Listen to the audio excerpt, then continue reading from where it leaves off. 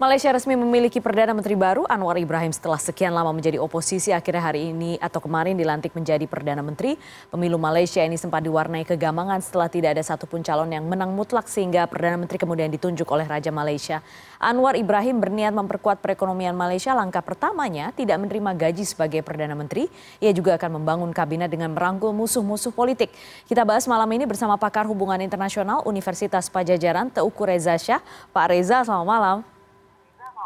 Selamat malam, salam dari Unpad di Bandung. Terima kasih Bapak atas waktu Anda. Pak Reza, Anda melihat perjalanan Anwar Ibrahim ini bagaimana sampai kemarin dramatis juga ya penentuannya sebagai Perdana Menteri?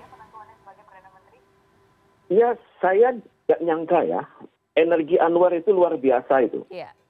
Sampai hari ini usianya itu kan 75 tahun, 3 bulan dan 2 minggu begitu. Ini sudah usia yang sepuh untuk Malaysia. Tapi saya perhatikan Mahathir Mohamad juga di usia sepuh masih bisa memerintah.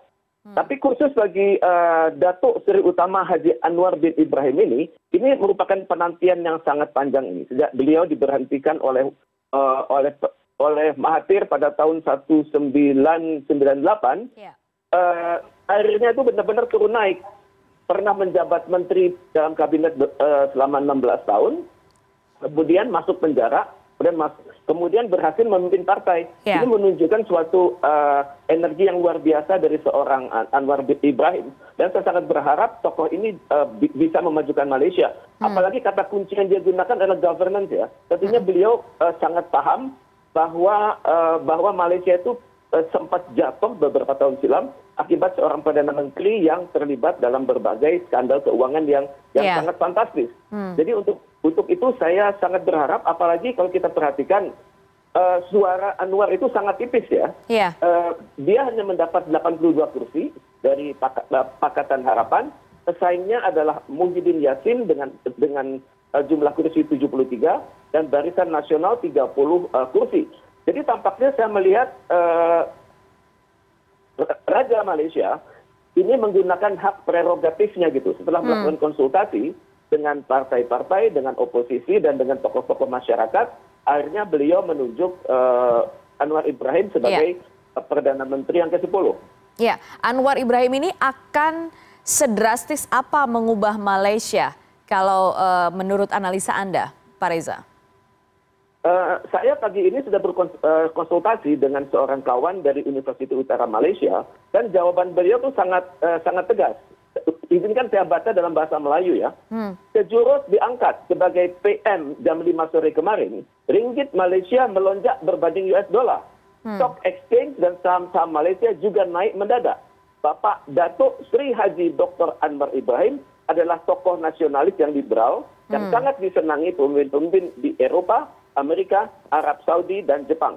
Jadi beliau sudah memiliki modal kredibilitas yang sangat tinggi. Beliau pernah menjabat Menteri Perekonomian, kemudian Menteri Pendidikan, kemudian juga Menteri Pemuda dan Sukan. Kemudian beliau pernah lama memimpin organisasi kepemudaan Malaysia sebelum akhirnya ditarik masuk oleh Mahathir. Jadi saya melihat walaupun beliau ini sepuh, 75 tahun, 3 bulan, dan 2 minggu sampai hari ini, saya sangat berharap ya beliau bisa membangun suatu pemerintahan yang koalisi. Karena saya sangat terkesan dengan statement yang beliau katakan sebelum pemungutan suara. Beliau mengatakan, we cannot have a country that is divided by race and religion, as that will set us back another 10 years. Jadi beliau menganggap sekarang berbagai etnis yang ada di Malaysia itu adalah sebuah suatu perkauman yang utuh. Kemudian yang pertama, beliau tidak lagi melihat masyarakat itu terkotak-kotak dalam sentimen agama, kemudian sentimen etnis, Malaysia, kemudian China, kemudian turunan India, dan juga Caucasian. Tidak. Yang kedua adalah, uniknya beliau mengatakan, saya akan mengupayakan governance dan anti-corruption. Dan untuk itu bisa dimengerti kalau beliau mengatakan tidak mau terima gaji. Mungkin gajinya akan diberikan kepada lembaga-lembaga sosial, tapi publik bisa melihat bahwa dari seseorang Perdana Menteri yang berusia 75 ini, kita harapkan adanya keteladanan ya, bahwa pemimpin itu dituntut untuk memberikan kontribusi terbaik bagi bangsanya dan tidak lagi memikirkan masalah keuangan, karena bagaimanapun hajat hidup seorang perdana menteri itu sudah terfasilitasi dengan sangat baik di Malaysia. Iya, iya. Pak Reza, tapi sekarang permasalahan yang paling pertama kali harus diselesaikan oleh seorang Anwar Ibrahim tentunya menyatukan partai politik ya, menyatukan faksi-faksi di pemerintahan gitu kan, karena kita tahu sekali lagi Pakatan Harapan kemudian Barnas dan yang lain-lain itu kan kemudian bersaingnya tuh luar biasa dan ideologinya juga bertentangan sekali. Apakah ini akan menjadi kesulitan dan apalagi ada inisiatif dari Anwar Ibrahim yang memang rencananya akan memasukkan musuh-musuh politiknya dalam kabinet? Bagaimanapun ya, seorang pemimpin itu kan akan gamang. Apalagi beliau pernah duduk sebagai anggota kabinet, di masa Mahathir pernah menjabat juga sebagai wakil Perdana Menteri, kemudian tersingkir, dipermalukan, dan sekarang pelan-pelan membentuk oposisi. Dan tentunya beliau akan sangat bijaksana. Dari berbagai referensi yang saya pelajari sampai hari ini, saya perhatikan sudah tergambar kombinasi yang manis dari etnis Malaysia, etnis Cina, dan juga etnis India. Yeah. Saya perhatikan sisi mereka luar biasa. Jadi tanpa dikatakan statement ini secara teori ini merupakan suatu kabinet yang terdiri dari kalangan profesional. Misalnya dari etnis Cina itu ada yang menjabat Kementerian Angkutan, kemudian konon Menteri Luar Negeri nanti akan ditunjuk seorang dari etnis China. Kemudian etnis Cina juga akan mengapalai Saintek dan Innovation, kemudian ke Kementerian Lingkungan. Kemudian etnis Cina juga menjabat pembangunan sektoral, kemudian pengembangan wanita, perdagangan dalam negeri, dan tenaga alam. Yeah. Sementara dari etnik India akan menjabat Kementerian Perumahan, Kementerian Kerja Raya, dan sumber daya manusia. Yeah. Dan untuk itu saya sangat menunggu laporan resmi dari siapa saja anggota kabinet Mahathir, kabinet dari Anwar Ibrahim ini. Walaupun yang sudah jelas adalah Deputy Prime Minister 1 dan Deputy Prime Minister 2 ini adalah dari etnis Melayu. Iya, iya. Pak Reza, kita tahu Indonesia dan Malaysia ini serumpun. Tapi seringkali panas dingin terus. Seperti apa kira-kira hubungan kita dengan Malaysia di bawah kepemimpinan Perdana Menteri Anwar Ibrahim? Saya pikir Anwar Ibrahim itu sangat belajar dari Indonesia ya.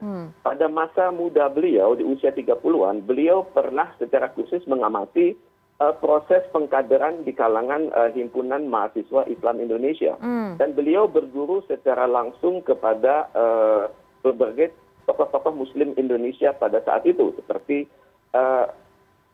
tokoh-tokoh yang berasal dari ITB dan UGM.